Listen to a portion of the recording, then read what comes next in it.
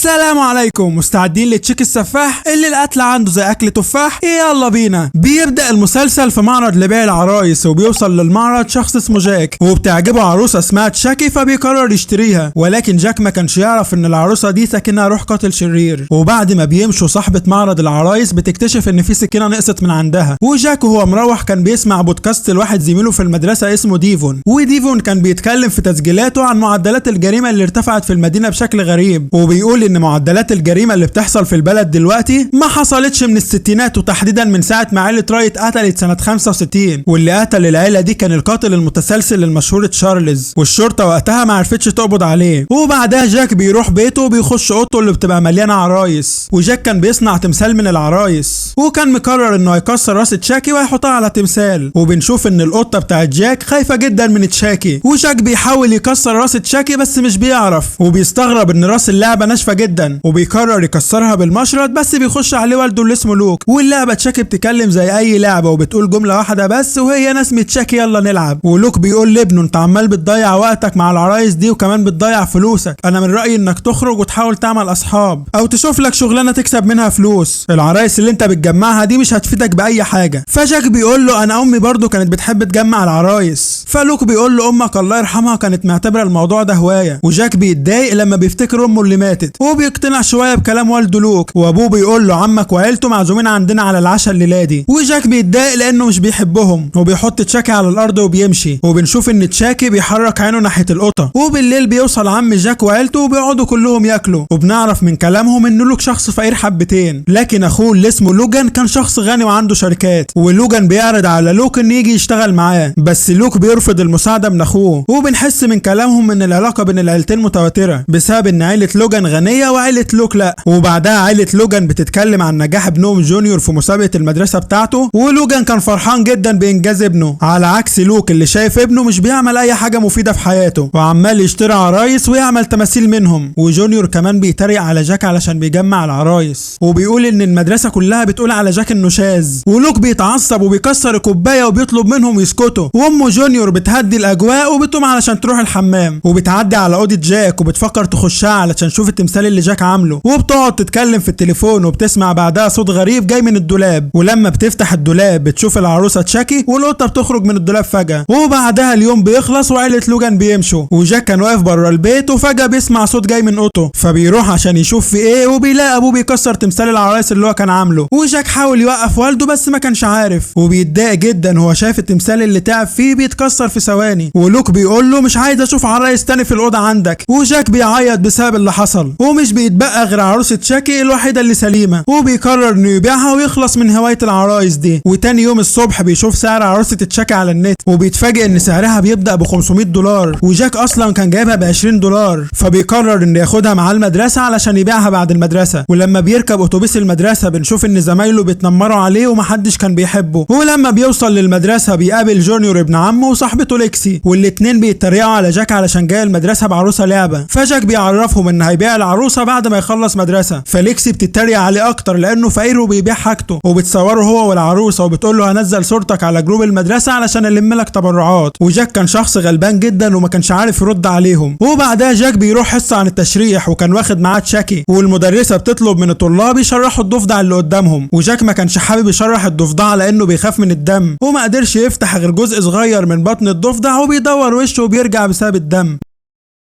بس لما بيرجع بيلاقي الضفدعه متشرحه بشكل غريب، وبيستغرب ازاي ده حصل. وبعدها كل الطلاب في الحصه بتجيلهم رساله على تليفوناتهم، وبتكون الرساله من ليكسي، وبتبقى بعتت لهم صور لجاك والعروسه، وبتقول لهم لازم نلم تبرعات لجاك المسكين. والمدرسه بتشوف الرساله ومش بيعجبها الموقف ده، وجاك بيتضايق جدا وبيطلب من المدرسه تخلي العروسه معاها لاخر اليوم الدراسي علشان ما حدش يضايقه. وبعد ما الحصه بتخلص المدرسه بتتكلم مع ليكسي لوحدهم، وبتطلب منها تمسح الصوره بتاعت جاك وتبطل تنمر عليه. بس ليكسي بكل وقاحه بتقول لها انا بلم فلوس لجاك الفقير. فالمدرسه بتقول لها انا هجيب لك مديره المدرسه تتكلم معاكي بنفسها. والمدرسه بتخرج من الفصل وبتبقى سايبه تشاكي، وفجاه تشاكي بتتحرك وبتضحك، وليكسي بتتخض وما بتبقاش عارفه الصوت ده جاي منين، وبتتصدم لما بتلاقي تشاكي واقف قدام الباب وبيتقدم ناحيتها. بس المديره والمدرسه بيوصلوا فتشاكي بتوقف عن الحركه، وليكسي من الخضه اللي هي فيها بتتاسف للمدرسه وبتقول لها انا همسح صوره جاك وبتمشي بعدها. والمدرسه بتحط تشاكي في خزنه في الدولاب بتاعها. وجاك في الوقت ده كان قاعد يسمع تسجيلات ديفون وديفون ده اصلا زميله في المدرسه. وديفون بيجي يقعد معاه وهما الاتنين بيقربوا من بعض وبيبداوا يبقوا صحاب. وبالليل جاك بيبقى عرض العروسه تشاكي على النت للبيع، وفي شخص مجهول بيتصل بيه علشان يسال عن العروسه تشاكي. بس الغريبه ان الشخص ده بيسال جاك وبيقول له هي العروسه دي اسمها تشاكي؟ فجاك بيقول له اه. فالشخص ده بيقول له انت لازم تتخلص من العروسه دي في اسرع وقت ممكن، ولو مش مصدقني روح اتاكد اذا كان فيها حجاره ولا لا. وجاك بيستغرب جدا من كلامه. وتاني يوم الصبح جاك بيقابل والده لوك وبيقول له انا مش طلبت منك انك تتخلص من كل العرايس؟ امال ده انا لقيته في الحمام ليه؟ وهنا جاك بيتصدم لان تشاكي المفروض انها مع المدرسه، وبياخد تشاكي على جنب وبيشوف اذا كان فيها حجاره ولا لا. ولكن المفاجاه ان تشاكي بيطلع انه ما فيهوش حجاره. فجاك بيقرر يتخلص من تشاكي تماما ويرميه في الزباله، وهو كان مفكر انه بالطريقه دي يتخلص منه وما كانش يعرف ان دي كانت البدايه. وبعد كده جاك بيحضر حفله معموله في المدرسه، وليكسي بتطلع على المسرح علشان تقدم فرقتها الموسيقيه، وبتستغل الفرصه وبتتنمر على جاك قدام الناس كلها وبتقول عليه فاشل وفقير وشاذ.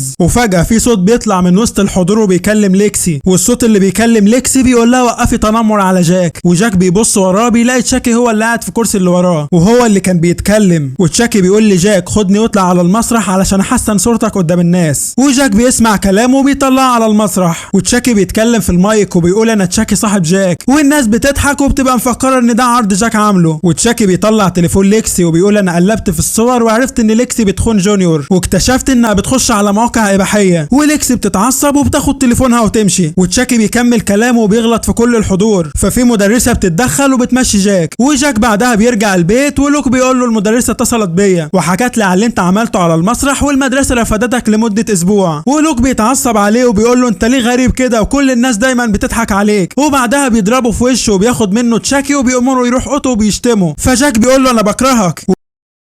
ولما لوك بيروح يقعد على كرسي بيلاقي مشروبه خلص وبعدها الكهرباء بتقطع، فبينزل البدروم علشان يصلح الكهرباء، ولكن بيتفاجئ بوجود تشاكي وتشاكي بترش عليه المشروب بتاعه اللي شربه. ولوك كان واقف حافي على السلوك فبيتكهرب ويموت. وتشاكي بيبقى قتل لوك علشان كان بيعامل جاك وحش. وجاك بينزل للبدروم وبيشوف ابوه وهو بيتكهرب وبيموت. والشرطه بعدها بتوصل وبتحقق في اللي حصل، وبيوصل لوجان عم جاك علشان ياخده معاه. وام جونيور اللي اسمها بيري بتوصل جاك لاوضته الجديده. وجونيور ما كانش عاجبه ان جاك هيعيش معاهم في نفس البيت.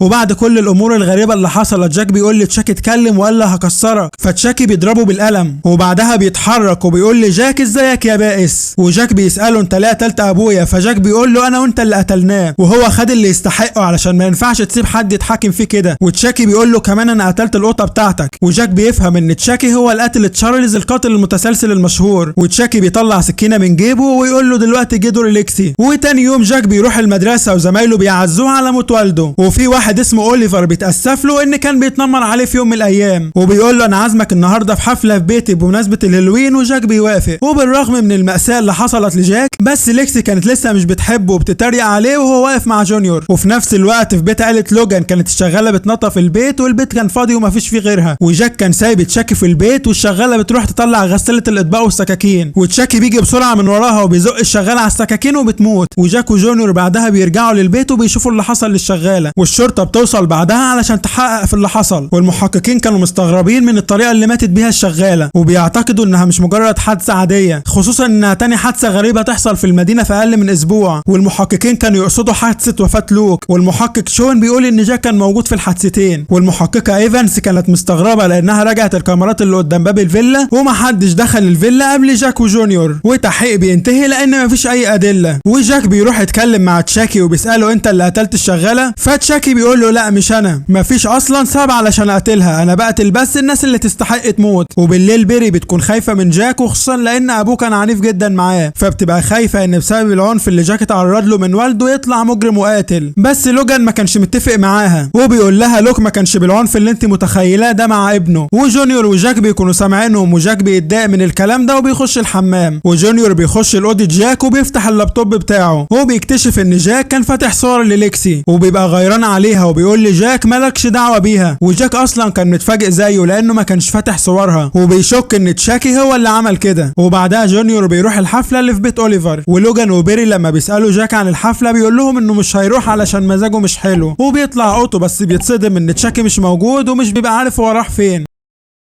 وتشاكي بنشوفه لابس قناع وماشي وسط الناس ومحدش بيشك فيه وكانوا مفكرينه عيل صغير متنكر. وبيروح تشاكي البيت واحده ست وبيسالها عن مكان الحفله بتاعت اوليفر، والست بتقول لتشاكي على مكان البيت، فتشاكي بيشكرها وبيديها تفاحه فيها موس علشان الست لما تاكلها تتعور. وتشاكي بعدها بيوصل للحفله وبيقعد يلعب مع اخت ليكسي اللي اسمها كارولين، وكارولين كانت بتحب تشاكي جدا من ساعه ما شافته في حفله المدرسه. ووقتها كان جونيور وصل الحفله وقعد مع ليكسي في اوضه لوحدهم، وتشاكي بيتسلل وبيقعد تحت السرير ومعاه سكينه وبيحاول يقتل بيها ليكسي، بس ليكسي بتتحرك كتير والطعن مش بيجي فيها وبتفلت باعجوبه من طعنات تشاكي. وبتيجي واحده من الحفله وبتطلب منهم ينزلوا الحفله. في الوقت ده جاك بيوصل للحفله وبيدور على ليكسي علشان عايز يلحقها قبل ما تشاكي يقتلها، وبيقابل صاحبه ديفون وبيقعدوا يدوروا على تشاكي في كل مكان. وديفون بيساله انت بتدور على تشاكي ليه؟ فجاك بيقول له انا لو فهمتك مش هتصدقني. وجاك بعدها بيشوف ليكسي بترقص في الحفله وهي لابسه لبس والده وبتتريق عليه لما مات، وجاك بيزعل جدا ان ليكسي بتتريق على والده حتى لما مات. وبيشوف تشاكي وبياخده وبيمشي بيه من المكان وبيروح البيت وهو زعلان ومحبط من حياته. فتشاكي بيقول له انا قلت لك قبل كده في ناس تستحق تموت، وهو العالم كده مليان ناس شريره. وبيديله سكينه وبيقول له اقتل بيها ليكسي علشان هي اتجاوزت الحدود. وجاك بيقتنع لانه بقى بيكره ليكسي جدا، وبياخد من تشاكي السكينه وتشاكي بيبدا يديله تعليمات علشان يقتلها، وبيقول له خليك مراقبها لحد ما تبقى لوحدها. وتاني يوم جاك فعلا بيراقب ليكسي وبيلاقيها بتجري في الجنينه، فبيقرر يستغل الفرصه انها لوحدها ويروح يقتلها. وبيروح يجري وراها وكان خلاص هيقتلها، بس بيطلع ان ده جونيور وكان لابس نفس اللبس بتاع ليكسي. وجاك بيخبي السكينه وبيمشي، وجونيور بيروح لليكسي وجونيور بيقول لها انت لازم تعتذري لجاك علشان المره دي انت زودتيها، بس ليكسي بترفض وبتقول له انا مستحيل اعتذر لجاك. فجونيور بيتضايق منها وبيمشي، وليكسي بتخش بيتها وبتلاقي اختها بتتصرف بطريقه غريبه وعايزه تلعب مع تشاكي، وابوها وامها بيحاولوا يرضوها باي حاجه بس هي مش راضيه ومش عايزه غير تشاكي. فليكسي بتفكر انها تعتذر لجاك عشان تاخد منه تشاكي، بس جاك كان في الجراج وبيختار سلاح يقتل بليكسي. وليكسي وقتها بتوصل وبتشوفه هو ماسك سكينه وما كانتش تعرف ان جاك كان بيتدرب على قتلها. وجاك بيقول لها لو بتسالي على جونيور فجونيور مش موجود، فهي بتقول له انا جايه لك انت، وليكسي بتديله ظهرها وهي بتكلمه. وجاك كان بيفكر يستغل الفرصه ويقتلها بس بيتراجع في اخر لحظه، وليكسي بتتاسف له انها تريقت على والده. وجاك بيهدى شويه وهي بتطلب منه تشاكي علشان اختها عايزاه، لكن جاك طبعا بيرفض رفض قاطع وبيسيبها ويمشي. وجاك بيطلع لتشاكي وبيحكي له انه كان لسه مع ليكسي، فتشاكي بيقول له يعني انت كان قدامك الفرصه وترديت؟ فجاك بيقول له انا فعلا كنت عايز اقتلها بس ما كانش ينفع اقتلها في الجراج علشان دي فيها مخاطره كبيره. فتشاكي بيقول له انت جبان وشكل كده لازم انفذ الشغل بنفسي، وبياخد من جاك السكينه وبيقول له وديني لاخت ليكسي زي ما هي طلبت.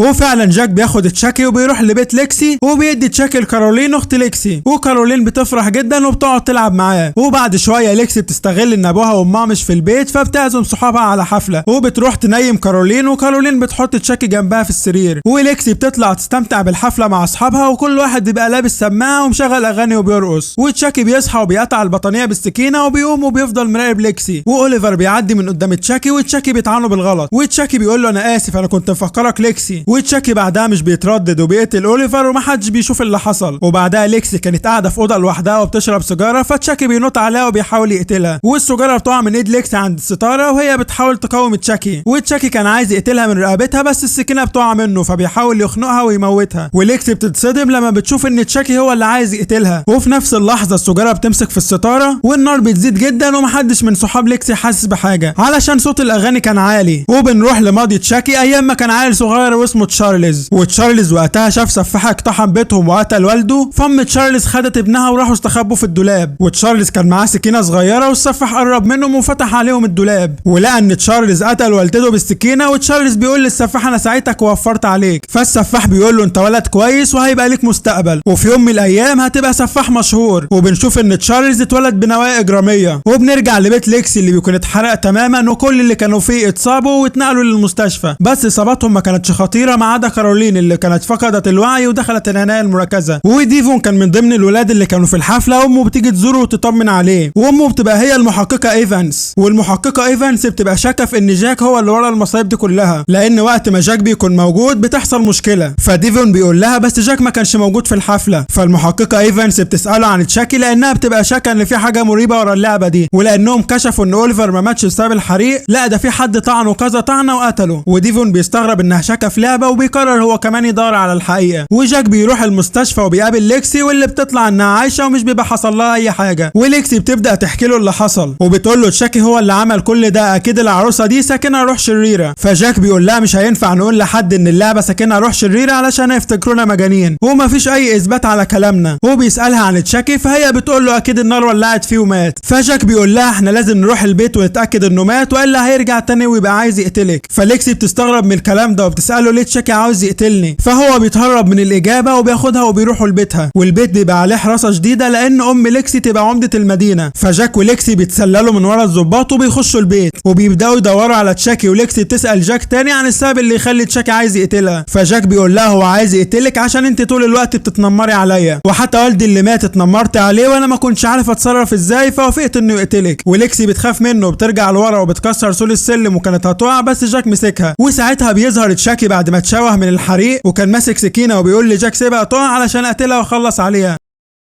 لكن جاك مش بيسمع كلامه وتشاكي بيقعد يزن عليه علشان يسيبها وبيقول له الحياة بتدي لك فرصة تانية، بس جاك بيرفض وبيطلع ليكسي. وساعتها بيخش عليهم المحقق شون وتشاكي بيثبت مكانه ومش بيتحرك. والمحقق شون بيشوفهم وبيطلب منهم يخرجوا بره البيت وبيشوف تشاكي وبيقول انه هياخد تشاكي معاه للمستشفى عشان ابو كارولين بيقول ان كارولين محتاجة اللعبة دي في المستشفى. وجاك وليكسي بيقلقوا وبيروحوا ورا المحقق وبيحاولوا يقنعوه ما ياخدش تشاكي، بس هو مش بيسمع لهم وبيقول لليكسي ابوك هو اللي طلب مني كده. وبعدها المحققة ايفانس بتشوفهم وبتطلب انها تتكلم مع جاك على انفراد. وجاك بيقول لليكسي روحي هاتي تشاكي. وليكسي بتخش المستشفى وبتقابل ديفون، وديفون بيقول لها انا عملت ابحاث على الانترنت عن تشاكي. وديفون بيحكي لها عن قصة تشارلز بالكامل، وقصة تشارلز هنعرفها بعد شوية. في الوقت ده المحقق شون بياخد تشاكي وبيروح لأوضة كارولين وبيحط تشاكي على ترابيزة وبيقعد ياكل من الاكل اللي موجود. وتشاكي بياخد مشرط من جيبه وبيحدفه على ظهر المحقق شون، وتشاكي بيبقى اصاب عموده الفقري وما بقاش عارف يتحرك. وبيطلع عدد كبير من الحقن وبيطعن بيها المحقق شون لحد ما شون بيموت. وبيروح جاك يتكلم مع المحققة ايفانس وبتسأله عن علاقته بأوليفر وكمان بتسأله عن والده. والمحققة ايفانس بتواجهه وبتسأله انت فعلا قتلتهم؟ لان كل جريمة حصلت يا اما انت كنت موجود يا اما اللعبة بتاعتك كانت موجودة. وجاك بدأ يتوتر وما كانش عارف يعمل ايه. والمحققة بتضغط عليه وجاك فعلا كان هيعترف لها بالحقيقة، بس جرس جهاز الانعاش بيشتغل لان كارولين ماتت واهلها بيجروا عليها وبيتخضوا. لكن بيطلع ان فيشة جهاز الانعاش اتشالت وبيحطوها تاني والتنفس بيرجع لكارولين. وبعدها الدكاترة بيكتشفوا جثة المحقق شون وبيترعبوا من المنظر اللي مات بيه. وهنا المحققة ايفانس بتفهم ان جاك ملوش علاقة بأي حاجة لانه كان معاها وقت ما المحقق شون مات. وجاك وليكسي وديفون بيشوفوا تشاكي قدامهم وهو بيبتسم لهم ابتسامة شريرة. وبنرجع لذكريات تشارلز وبنشوفه بعد ما كبر شوية وكان وقتها في دار ايتام بعد ما ابوه وامه ماتوا، وكان مسؤول عن الاطفال الصغيرة وبيحكي لهم قصص، وكانت كل القصص اللي بيحكيها عن جرائم قتل. وفي يوم عامل النظافة اتكلم مع تشارلز بطريقة مش كويسة فتشارلز قتله ورمى جثته في الجنينة وجاب العيال الصغيرة ووراهم الجثة. والاطفال كلها بتخاف وبتجري ما عدا طفل واحد، وبيبان ان الطفل ده عنده نوايا اجرامية زي تشارلز بالظبط. وبالليل الشرطة بتوصل بعد ما اكتشفوا جثة عامل النظافة، فتشارلز خد بعضه وهرب من الدار وفضل طول الوقت يرتكب جرائم في اماكن ويهرب منها. وفي يوم قابل بنتين واتعرف عليهم، وفي بنت فيهم اسمها تيفاني هي اللي اطلقت عليه اسم تشاكي. ومن ساعتها تشارلز قرر يسمي نفسه تشاكي. وتشاكي وتيفاني قتلوا البنت التانية اللي كانت معاهم، يعني تيفاني بتطلع انها مجنونة شبهه ومتعطشة للدماء. وتشاكي ساب تيفاني تعيش لانه حبها وكمان قرر انها تبقى شريكة حياته ويرتكبوا كل الجرائم سوا. وبنرجع للوقت الحاضر وكارولين بتكون فايت من الغيبوبة وبتطلب من ابوها انها تشوف تشاكي. وابو كارولين بيبقى محتفظ بلعبة تشاكي علشان بنته، بس كارولين بتترعب لما بتشوف تشاكي لانه بقى متشوه تماما. فابو كارولين بياخد تشاكي وبيرميه في مخلفات المستشفى. وليكسي بعدها بتيجي تسأل عن تشاكي فابوها بيعرفها انه رماه في مخلفات المستشفى. فليكسي بتاخد جاك وديفون لمخلفات المستشفى وبيقعدوا يدوروا على تشاكي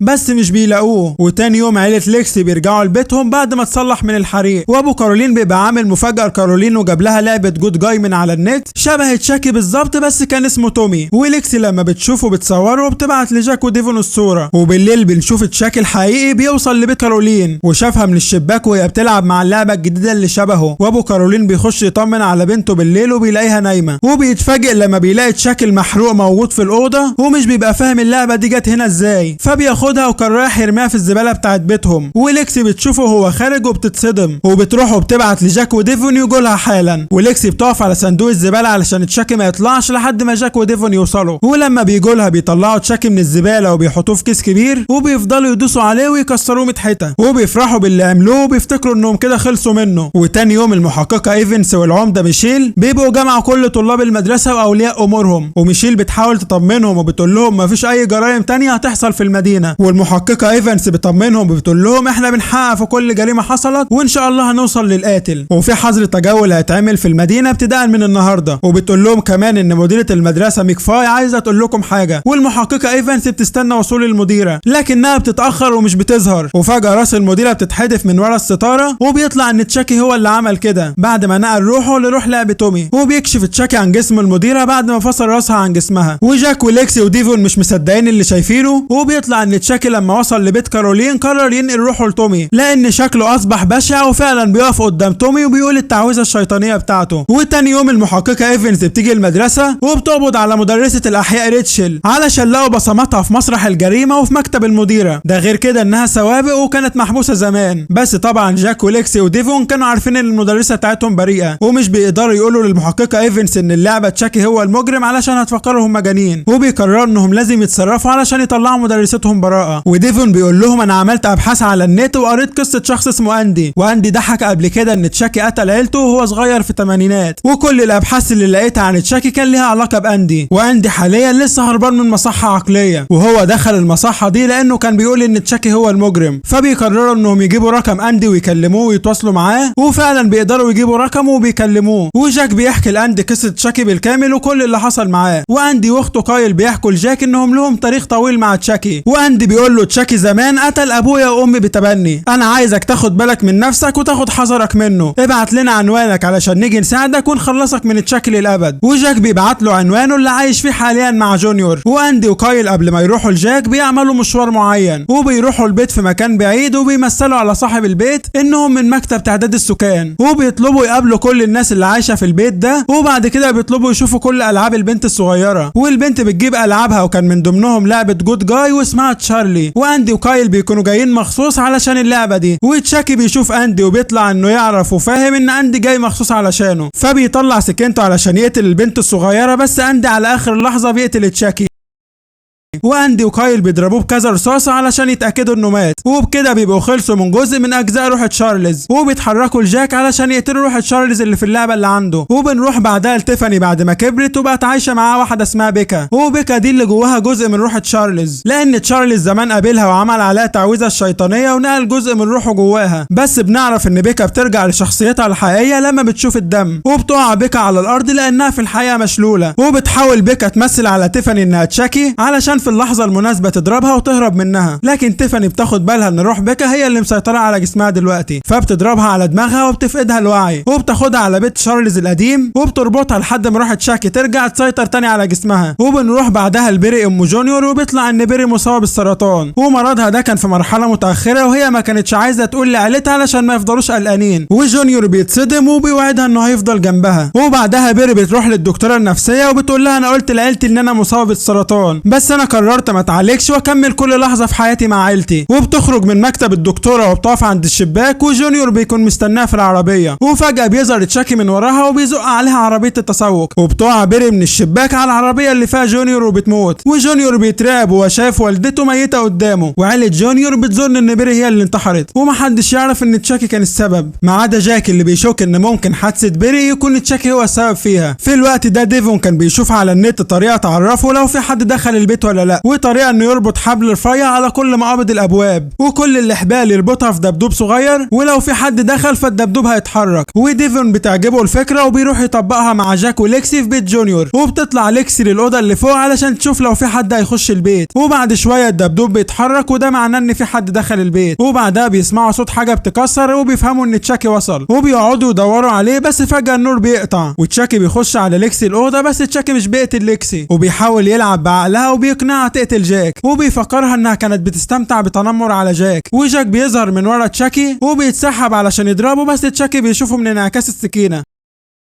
وبيطلع يجري وبيعور جاك في رجله، وديفن بيبقى واقف بره وبيكهربه، بس تشاكي مش بيحصل له حاجه والصاعق الكهربي بتاع ديفون بيتعطل، وتشاكي على طول بيهرب، وديفون بيستغرب ان تشاكي ما فكرش يقتله. وبعدها بتوصل المحققه ايفانس للبيت وبتقعد تدور على ابنها ديفون، ولكن بتتفاجئ ان تشاكي بيهجم عليها وبيوقعها من على السلم، والحظها السيء بتكسر رقبتها وبتموت، وديفون بيتضايق جدا وبينهار على وفاه والدته. وتاني يوم بيعمل جنازه لبيري وللمحققه ايفانس، وديفون بيقرر انه يستسلم وبيقترح على جاك وليكس انهم يوقفوا لحد كده وكفايه قوي الناس اللي ماتت، وبيقرروا انهم يتفرقوا. وجونيور بيجي يتكلم مع جاك وبيزعق فيه وبيقول له انت السبب في كل الناس اللي ماتت عشان كل الناس اللي حواليك بتموت، انت لعنه حلت علينا، وبيضربه قدام كل الناس. وجونيور بقى بيكره جاك جدا، وخصوصا كمان انه ملاحظ ان جاك مع ليكسي معظم الوقت وما بقتش بتكلموا نهائيا مع انهم كانوا مرتبطين. ولوجان والده بيتدخل وبيسكت جونيور، وبعدها بثواني بتوصل تيفاني وبتقرب من لوجان وبتبوسه، مع انها اصلا ما تعرفوش ولا هو يعرفها، بس هي عملت كده لسبب معين. وجونيور شافها وهي بتبوس والده فبيظن ان والده كان بيخون والدته. وتيفاني بعدها بتمشي بعد ما نفذت المطلوب، وجونيور بيرجع لاوضته وهو حزين، وتشاكي كان مستنيه علشان يلعب بعقله، وبيقول له والدك ده شخص سيء جدا وطلع انه بيخون مامتك، واكيد مامتك انتحرت بسبب كده، فانت لازم تنتقم لوالدتك وتقتله. وتشاكي كمان كان بيغرس في افكاره انه لازم يقتل ليكسي وجاك، لان ليكسي خانته مع جاك اللي عايش معاه في بيته، وبيقول له كمان ان جاك ده سبب كل المشاكل. وجونيور بيقتنع بكلام تشاكي وبيقوم يمسك السكينه، بس في نفس الوقت جاك بياخد حاجته علشان هيمشي من البيت بسبب الكلام اللي جونيور قاله له، وبيروح ياخد فلوس من محفظه لوجان وبيمشي. وعلى الناحيه الثانيه ديفون بيقرر ينتقم لوفاه والدته، وبيجيب عنوان بيت تشارلز من على النت، وبيقرر يروح للبيت ده علشان يبدا يدور على تشاكي ويقتله. وفعلا بيوصل للعنوان وبيقتحم البيت، بس تيفاني ما كانتش موجوده، وهو بيسمع صوت بيكا وهي بتطلب المساعده، فديفون بيروح لها وبيحط شنطته والصعق الكهربي على الارض وبيحررها، ولكن بيطلع ان روح تشارلز سيطرت على جسم بيكا من تاني، وبعد ما اتحرر مسك الصعق الكهربي من على الارض وبيهجم على ديفون وبيربطه مكانه. في الوقت ده اندي وكايل كانوا في طريقهم لعنوان جاك وبيقفوا في البنزينه، واندي فجاه بيركب في كرسي السواق وبيقفل كل بيبان العربيه وبيتحرك لوحده وبيسيب كايل، وده لانه خايف عليها ومش عايزه تيجي معاه. وجاك كان لسه واصل لمحطه الاتوبيسات وما كانش عارف هو رايح فين، بس كل اللي كان بيفكر فيه انه يبعد عن الناس اللي يعرفهم. وبالصدفه بيشوف مندوب شحن شايل لعبه جود جاي اللي شبه تشاكي، فبيروح له وبيدفع له ثمن اللعبه في مقابل ان مندوب الشحن يقول له على العنوان اللي اللعبه كانت رايحه له. وفعلا المندوب بيقول له على العنوان، واللي بالمناسبه كان عنوان بيت تشارلز القديم. وجاك بياخد منه اللعبه وبيطلعها من كرتونه، وهو متاكد ان اللعبه دي مش ساكنها روح تشارلز، فبياخدها معاه وبيروح لليكسي وبيعرفها هو جايب اللعبه منين، وبيكتشفوا هما الاثنين ان عنوان التواصل اللي اللعبه كانت رايحه له هو نفس عنوان بيت تشارلز. وكمان بيشوفوا ستوري ديفن على السناب شات وانه رايح لنفس العنوان، فبيقرروا انهم لازم يتحركوا علشان يلحقوه. وفي بيت جونيور لوجان كان سكران جدا وبيسمع جونيور بيتكلم مع حد، فبيفتح عليه الباب وبيقول له تعالى عايز اتكلم معاك، فتشاكي بيرد مكان جونيور وبيفضل يستفز في لوجان وبيقول له انت خاين وخنت مراتك واكيد هي انتحرت بسببك. ولوجان بيتصدم ومش فاهم اللعبه بتتكلم ازاي. وجونيور لما بيواجه والده لوجان بيقول له امك انتحرت لانها ضعيفه وانت ضعيف زيها بالظبط. وجونيور قام ضربه بقوه على دماغه بتشاكي وفضل يضرب فيه لحد ما موته. وفي اللحظه اللي لوجان مات فيها بنشوف لعبه جديده بينتقل لها روح تشارلز وبتبدا تتحرك، واللعبه دي بتطلع انها اللي عند جاك وليكسي.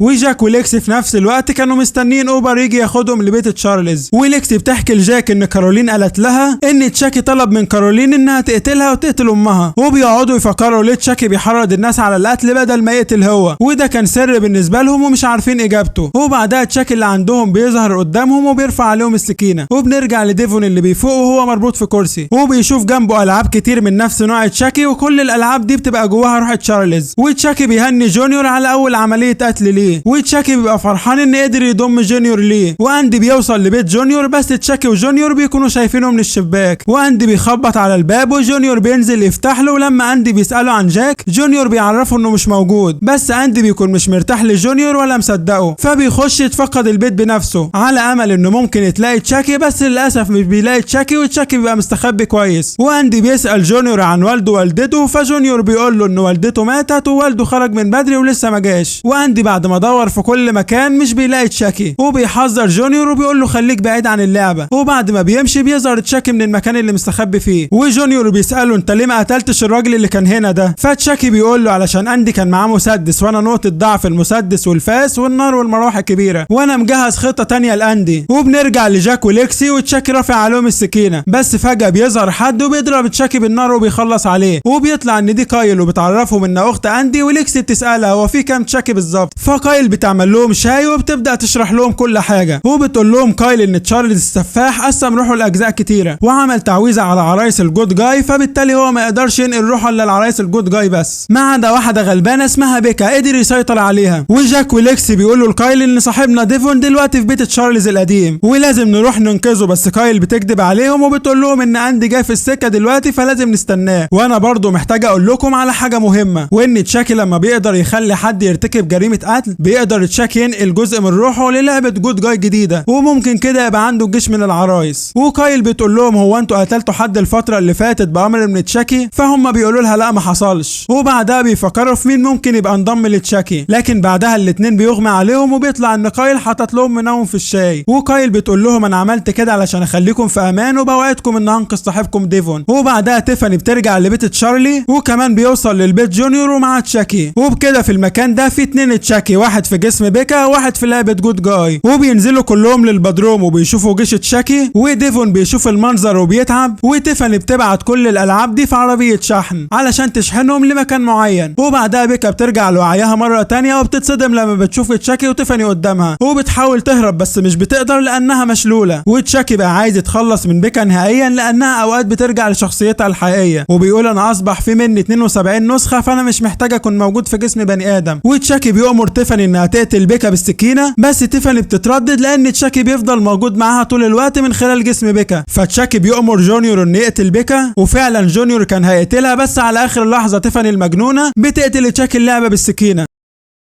وبتمسك راسه وبتقول له انا تعبت منك لانك اناني. وتيفاني بتفكره وبتقول له انت زمان كنت برضو اناني واصبحت بتقتل الضحايا لوحدك من غيري، واحب اعرفك ان الشرطه لما فضلت تطاردك يومها ده كان علشان انا اللي بلغت عنك. وتشاكي دلوقتي بيتعصب وبيقول لها انا هنتقم منك على الموقف ده. فتيفاني بتقول له مش هتقدر تتخلص مني علشان انا شريكتك وهتحتاجني. وتيفاني بعدها بتحقن بيكا بمخدر وبتنيمها، وبتروح تحط قنبله على الباب علشان لما حد يقتحم البيت القنبله تتفجر فيه. وبيسيبوا ديفون مربوط وبيمشوا كلهم، بس بعد شويه اندي بيوصل للبيت وبيقدر يخش البيت من غير ما القنبله تنفجر فيه، وبيحرر ديفاني وكانوا خلاص على وشك يهربوا، ولكن كايل وقتها بتوصل وبتفتح الباب والقنبله بتنفجر وبنبقى مش عارفين مين عاش ومين مات. وتاني يوم الصبح جاك وليكس بيفوقوا وبيشوفوا على الاخبار خبر الانفجار اللي كان في بيت تشارلز، وبيعتقدوا انه ديفون مات وبيزعلوا عليه. وبيروح جاك لبيت ديفون علشان يودعه، بس بيطلع ان ديفون عاش ونجا من الانفجار. وديفون حكى له على اللي حصل معاه وبيقول له انا قدرت اهرب من القنبله، بس معرفش اندي وكايل عاشوا ولا لا. وديفون بيعرف ان جونيور انضم لتشاكي، وده بعد ما قتل والده. وجاك بينصدم ان جونيور هو الواد اللي تشاكي قدر يغسل عقله. وديفون بيقول له عرايس الجود جاي اتشحنت لمكان معين محدش يعرفه، وهما الاتنين بيفتكروا ان في حفله خيريه هتتعمل النهارده لافتتاح مستشفى اطفال، والعمده وناس كتيره هتكون موجوده، وبيظنوا ان تشاكي ممكن تكون موجوده هناك. وبنروح للحفله الخيريه اللي بتقدمها العمده ميشيل ام ليكسي، وليكسي وكارولين كانوا واقفين جنبها، وفجاه بيظهر جونيور من الباب الخلفي وتشاكي وراه. وجونيور بينادي على ليكسي وبيستنجد بيها، فليكسي بتروح وراه وبتفضل ماشيه ورا صوته. وميشيل بترحب بممثله مرشحه لجائزه الاوسكار واسمها جينيفر، واللي بتكون اصلا تيفاني بس بتكذب عليهم. وتيفاني بتقول لهم انها بتتبرع بعرايس الجود جاي لجميع مستشفيات الاطفال الخيريه في جميع انحاء امريكا. وكارولين بتبقى عايزه واحده تشاكي هي كمان، فتيفاني بتديها واحده منهم. وميشيل بتاخد كل الحضور للمسرح علشان يتفرجوا على فيلم. وليكسي بتقابل جونيور على شاشه العرض، وجونيور كان ماسك سكينه، وفي نفس الوقت تشاكي اللي مع كارولين بينزل من على كرسي، وكان هيقتل ميشيل من تحت كرسي، بس هي بالصدفه بتقوم على اخر لحظه. وتشاكي بيقرر يقتل نيسان جوزها، وبعدها بيقتل عدد كبير من الناس اللي قاعده، والناس بتتجنن من اللي بيحصل وبيطلعوا يجروا، ومحدش فاهم مين اللي بيقتلهم. وجاك وديفون بيوصلوا بعدها، وديفون بياخد كارولين علشان يمشيها من هنا. وجاك بيقابل تشاكي، وتشاكي بيقول له انا اسمي هيتذكر في تاريخ مدينتكم بسبب اللي انا بعمله فيكم، ولا انت ولا الناس الغبيه اللي ماتوا اسمهم هيتذكر، والجيش بتاعها هيغزو امريكا. وبعدها بيجري على جاك وبيعوره في رجله، وكان هيقتله بس جاك بيقدر يقاومه. وفي نفس الوقت تشاكي تاني بيأمر جونيور انه يقتل ليكسي، بس ما بيسمعش كلامه لانه بيحب ليكسي، وبيروح يقتل تشاكي، بس للاسف تشاكي كان قدر يطعن جونيور بالسكينه. وجونيور بيموت ما بين ايدين صاحبته. اما جاك فبيقدر يرمي تشاكي بعيد وبيمسكه وبيخنقه بايده وبيخلص عليه. وبعدها جاك وديفون بيخرجوا وبيقابلوا عيلة ليكسي، وكارولين كانت مصدومة من وفاة والدها. وبعدها بنشوف عامل التوصيل على وشك انه يتحرك بالعربية اللي فيها عرايس الجود جاي، بس فجأة اندي بيرمي عامل التوصيل من العربية، وبيطلع ان اندي نجا من الانفجار وبيحيي جاك واصحابه من بعيد، وبيتحرك بالعربية علشان يتخلص من كل العرايس. بس فجأة في عروسة بتظهر جواها روح تيفاني وبترفع عليه المسدس وبتأمره يروح للمطار حالا والا هتقتله. وعلى الناحية التانية تيفاني بتصحي بيكا من النوم وبتقول لها انا اضطريت اقطع دراعاتك ورجليكي علشان لو تشاكي رجع يسيطر عليكي ما يعمليش حاجة. وبيكا بتشوف جسمها وبتتصدم من المنظر. وبكده نكون وصلنا لنهاية الجزء الاول، وبيبقى تشاكي قتل في الموسم ده حوالي 21 شخص. ساعدونا نوصل الفيديو ده ل 10000 لايك علشان اعرف انكم عاوزين الجزء التاني. وهنا المسلسل بينتهي. ما تنساش لايك للفيديو عشان يوصلك الفيديو الجديد، اشترك في القناة وفعل الجرس. سلام عليكم.